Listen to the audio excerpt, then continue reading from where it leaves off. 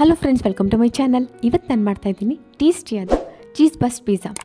ಈ cheese burst ಪಿಜ್ಜಾನ ಮನೇಲಿ ಈ ಸ್ಟೀಲ್ದಲ್ಲೇ ಫ್ಲಫಿಯಾಗಿ ಹೇಗೆ ಮಾಡ್ಕೊಬೋದು ಅಂತ ನಾನು ತೋರಿಸ್ತಾ ಇದ್ದೀನಿ. ಇದು ತುಂಬಾ ಚೆನ್ನಾಗಿರುತ್ತೆ. ಇದನ್ನು ಹೇಗೆ ಮಾಡೋದು, ಏನೇನು ಬೇಕು ಅಂತ ನಾವೀಗ ನೋಡೋಣ ಬನ್ನಿ. ಚೀಸ್ ಬಸ್ಟ್ ಪಿಜ್ಜಾ ಮಾಡ್ಕೊಬೇಕಾದ್ರೆ ನಾವು ಫಸ್ಟು ಬೇಸ್ನ ರೆಡಿ ಮಾಡ್ಕೊಬೇಕು. ಬೇಸ್ನ ರೆಡಿ ಮಾಡ್ಕೊಂಡಾಗ ನಾನು ಇಲ್ಲಿ 3/4 ಕಪ್ಪಷ್ಟು ಮೈದಾನ ತೊಗೊಂಡಿದ್ದೀನಿ. ಅದಕ್ಕೆ 3/4 ಟೀ ಚಮಚದಷ್ಟು ಸಕ್ಕರೆ ಪುಡಿನ ಹಾಕೊತಾ ಇದ್ದೀನಿ. ಇದಾದಮೇಲೆ ಇದಕ್ಕೆ ನಾನು ರುಚಿಗೆ ತಕ್ಕಷ್ಟು ಉಪ್ಪನ್ನ ಹಾಕೊತಾ ಇದ್ದೀನಿ. ಉಪ್ಪನ್ನ ಹಾಕೊಂಡಿದ್ದಾದಮೇಲೆ ಇದಕ್ಕೆ ನಾನು ಇವಾಗ 1 ಟೀ ಚಮಚದಷ್ಟು ಮಿಲ್ಕ್ ಪೌಡ್ರನ್ನ ಹಾಕೊತಾ ಇದ್ದೀನಿ.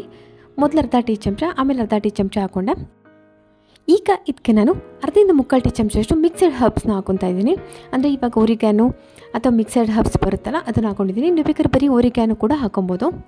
ಈಗ ಮಧ್ಯದಲ್ಲಿ ಒಂದು ಹೋಲ್ ಮಾಡಿಕೊಂಡು ನಾನು ಇದಕ್ಕೆ 2 ಟೇಬಲ್ ಚಮಚದಷ್ಟು ಸ್ವಲ್ಪ ಹುಳಿ ಇರೋ ಮೊಸರನ್ನ ಹಾಕ್ಕೊತಾ ಇದ್ದೀನಿ. ಈಗ ಇದಕ್ಕೆ ನಾನು ಅರ್ಧ ಟೀ ಚಮಚದಷ್ಟು ಬೇಕಿಂಗ್ ಸೋಡಾನ ಹಾಕ್ಕೊತಾ ಇದ್ದೀನಿ.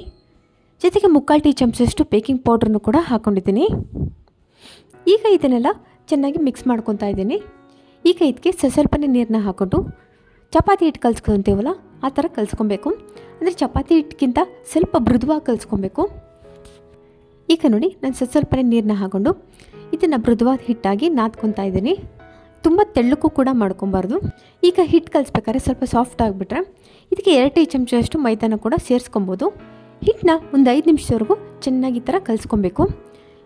ಎಷ್ಟು ಚೆನ್ನಾಗಿ ಹಿಟ್ಟನ್ನ ನಾದ್ಕೊತೀವೋ ಅಷ್ಟು ಚೆನ್ನಾಗಿ ಪಿಜ್ಜಾ ಬೇಸ್ ತಯಾರಾಗುತ್ತೆ. ಹಿಟ್ಟು ತುಂಬ ಸಾಫ್ಟ್ ಆಗಿಬಿಟ್ಟಿತ್ತು. ಅದಕ್ಕೆ 2 ಟೀ ಚಮಚದಷ್ಟು ಮೈದಾನ ನಾನು ಸೇರಿಸ್ಕೊಂಡು ನಾದ್ಕೊಂಡಿದ್ದೀನಿ.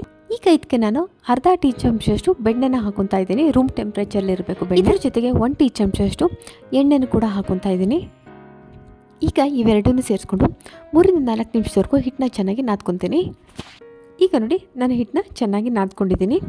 ಈಗ ಹಿಟ್ಟನ್ನ ಉಂಡೆ ಮಾಡಿ ಇದ್ರ ಮೇಲೆ ಸ್ವಲ್ಪ ಎಣ್ಣೆನ ಸವರ್ಕೊತಾ ಇದ್ದೀನಿ. ಎಣ್ಣೆನ ಸವರ್ಕೊಂಡಿದ್ದಾದಮೇಲೆ ಒಂದು 2 ನಿಮಿಷ ಇದನ್ನು ಮತ್ತೆ ನಾದ್ಬಿಟ್ಟು ಅರ್ಧ ಗಂಟೆಗಳ ಕಾಲ ಫರ್ಮೆಂಟೇಷನ್ಗೆ ಇಟ್ಬಿಟ್ಟಿದ್ದೆ.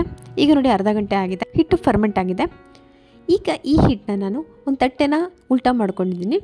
ಅದ್ರ ಮೇಲೆ ಸ್ವಲ್ಪ ಎಣ್ಣೆನ ಹಾಕ್ಕೊಂಡು ಈಗ ಫರ್ಮೆಂಟ್ ಆಗಿತ್ತಲ್ಲ ಹಿಟ್ಟು, ಅದನ್ನು ಈ ಥರ ಹರಡ್ಕೊತಾ ಇದ್ದೀನಿ. ಇವಾಗ ಅದನ್ನು ಲಟ್ಟಿಸ್ಕೊತೇನೆ. ನೀವು ಬೇಕಾದರೆ ತಟ್ಟೆ ಬದಲು ಚಪಾತಿ ಒತ್ತೋ ಮಣೆ ಮೇಲೂ ಇದನ್ನು ಮಾಡ್ಕೊಬೋದು. ಈ ಹಿಟ್ಟಿನಿಂದ 2 ಭಾಗ ಆಗಿ ನಾನು ಮಾಡ್ಕೊತಾ ಇದ್ದೀನಿ. ಒಂದು 3/4 ಭಾಗದಷ್ಟು, ಒಂದು 1/4 ಭಾಗದಷ್ಟು. ಏಕೆಂದರೆ ನಾವು ಚೀಸ್ ಬಸ್ಟ್ ಪಿಜ್ಜಾ ಮಾಡ್ತಿರೋದ್ರಿಂದ ಇದನ್ನು 2 ಬೇಸ್ ನಾವು ರೆಡಿ ಮಾಡ್ಕೊಬೇಕು. ಮೇಲದು ಸ್ವಲ್ಪ ತೆಳುವಾಗಿರೋದು, ಕೆಳಗಡೆದು ಸ್ವಲ್ಪ ದಪ್ಪಗಿರೋದು. ಅದರಿಂದ 3/4 ಭಾಗದಷ್ಟು ಹಿಟ್ಟಲ್ಲಿ ನಾನು ಕೆಳಗಡೆ ಬೇಸ್ನ ರೆಡಿ ಮಾಡ್ಕೊತೀನಿ. 1/4 ಭಾಗದಷ್ಟು ಹಿಟ್ಟಲ್ಲಿ ಮೇಲ್ಗಡೆ ಬೇಸ್ನ ರೆಡಿ ಮಾಡ್ಕೊತಾ ಇದ್ದೀನಿ. ಈಗ ಮೇಲ್ಗಡೆ ಬೇಸನ್ನ ರೆಡಿ ಮಾಡ್ಕೊಂಡಿದ್ದೀನಿ. ಇದನ್ನು ನೋಡಿ, ಇದನ್ನು ಮೀಡಿಯಮ್ ಸೈಜ್ ಚಪಾತಿ ಥರ ಇದನ್ನು ಲಟ್ಟಿಸ್ಕೊಂಡಿದ್ದೀನಿ. ಈ ಚಪಾತಿ 1/4 ಇಂಚ್ಗಿಂತ ಸ್ವಲ್ಪ ಕಮ್ಮಿನೇ ಇರಬೇಕು, ಅಷ್ಟು ತಿಕ್ಕಾಗಿ ಲಟ್ಟಿಸ್ಕೊಂಡಿರಬೇಕು. ಈಗ ಇದ್ರ ಮೇಲೆ ನಾನು ಫೋರ್ಕಿಂದ ಹೋಲ್ಸ್ನ ಮಾಡ್ಕೊತಾ ಇದ್ದೀನಿ. ನೀವು ಮುಂಚೆನೂ ಕೂಡ ಇದನ್ನು ಮಾಡ್ಕೊಬೋದು. ಈ ಚಪಾತಿನ ತುಂಬ ಜಾಸ್ತಿ ಬೇಯಿಸ್ಕೊಬಾರ್ದು, ಸ್ವಲ್ಪ 1 ರಿಂದ 2 ನಿಮಿಷಗಳ ಕಾಲ ಬೇಯಿಸ್ಕೊಂಡ್ರೆ ಸಾಕಾಗುತ್ತೆ. ಈಗ ಇನ್ನೊಂದು ಭಾಗದಷ್ಟು ನಾವು ಹಿಟ್ಟನ್ನ ತೆಗೆದಿಟ್ಟಿದ್ವಲ್ಲ 3/4 ಭಾಗದಷ್ಟು, ಅದರಿಂದ ಇನ್ನೊಂದು ಚಪಾತಿನ ಲಟ್ಟಿಸ್ಕೊಂಡಿದ್ದೀನಿ. ಇದು ಅದಕ್ಕಿಂತ ಸ್ವಲ್ಪ ತಿಕ್ಕಾಗಿರುತ್ತೆ, ಅಂದರೆ 1/4 ಇಂಚ್ ಅಳತೆಯಲ್ಲಿ ಇದನ್ನು ಲಟ್ಟಿಸ್ಕೊಂಡಿದ್ದೀನಿ.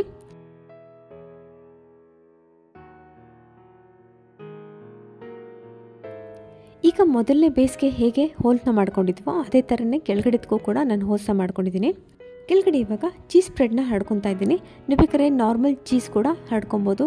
ಪ್ರೊಸೆಸ್ ಚೀಸ್ ಇರುತ್ತೆ ಅಥವಾ ಮೊಜರೆಲ್ಲಾ ಚೀಸ್ ಇರುತ್ತೆ, ಅದನ್ನು ಕೂಡ ಕೆಳಗಡೆ ಲೇಯರಲ್ಲಿ ಹಾಕೊಬೇಕು. ಇದು ಚೀಸ್ ಬಸ್ಟ್ ಪಿಜ್ಜಾ ಆಗಿರೋದ್ರಿಂದ ಕೆಳಗಡೆ ನಾವು ಜಾಸ್ತಿ ಚೀಸ್ನೇ ಹಾಕೊಬೇಕು.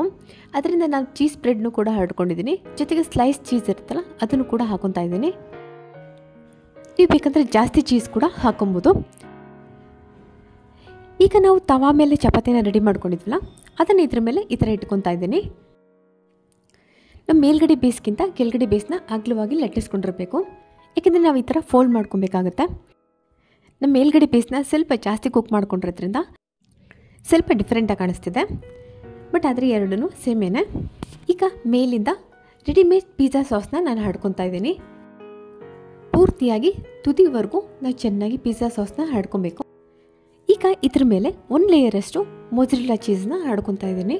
ಚೀಸ್ನ ಹಾಕೊಂಡಿದ್ದಾದಮೇಲೆ ಮೇಲ್ಗಡೆಯಿಂದ ನಿಮ್ಗೆ ತರಕಾರಿ ಯಾವ್ದು ಇಷ್ಟ ಆಗುತ್ತೋ ಅದನ್ನು ಕಟ್ ಮಾಡ್ಕೊಂಡು ಹಾಕೊಬೋದು. ನಾನಿಲ್ಲಿ ಈರುಳ್ಳಿ, ದಪ್ಪ ಮೆಣಸಿನ್ಕಾಯಿ, ಟೊಮೆಟೊ ಮತ್ತು ಸ್ವಲ್ಪ ಕಾರ್ನ ತೊಗೊಂಡಿದ್ದೀನಿ. ಈಗ ಎಲ್ಲ ತರಕಾರಿಗಳನ್ನು ಮೇಲಿಂದ ಹಾಕ್ಕೊಂಡಿದ್ದೀನಿ. ಈಗ ತರಕಾರಿಗಳನ್ನೆಲ್ಲ ಹಾಕೊಂಡಿದ್ದಾದಮೇಲೆ ಇನ್ನೊಂದು ಲೇಯರು ನಾವು ಚೀಸ್ನ ಹಾಕೊಬೇಕು. ಈಗ ನೋಡಿ, ಇನ್ನೊಂದು ಲೇಯರ್ ಮೊಜರೆಲ್ಲಾ ಚೀಸ್ನ ನಾನು ಹಾಕೊತಾ ಇದ್ದೀನಿ. ಈಗ ಚೀಸ್ನ ಹಾಕ್ಕೊಂಡಿದ್ದಾದಮೇಲೆ ಮೇಲಿಂದ ರುಚಿಗೆ ತಕ್ಕಷ್ಟು ಸ್ವಲ್ಪ ಉಪ್ಪನ್ನ ಉದುರಿಸ್ಕೊತಾ ಇದ್ದೀನಿ, ಸ್ವಲ್ಪ ಪೆರಿ ಪೆರಿ ಮಸಾಲನ ಹಾಕ್ಕೊಂಡಿದ್ದೀನಿ, ಸ್ವಲ್ಪ ಚಿಲ್ಲಿ ಫ್ಲೇಕ್ಸ್ನೂ ಕೂಡ ಉದುರಿಸ್ಕೊಂಡಿದ್ದೀನಿ. ಅದಾದಮೇಲೆ ನಿಮ್ಗೆ ಬೇಕಂದರೆ ಮಿಕ್ಸರ್ ಹರ್ಬ್ಸ್ನ ಉದುರಿಸ್ಕೊಬೋದು.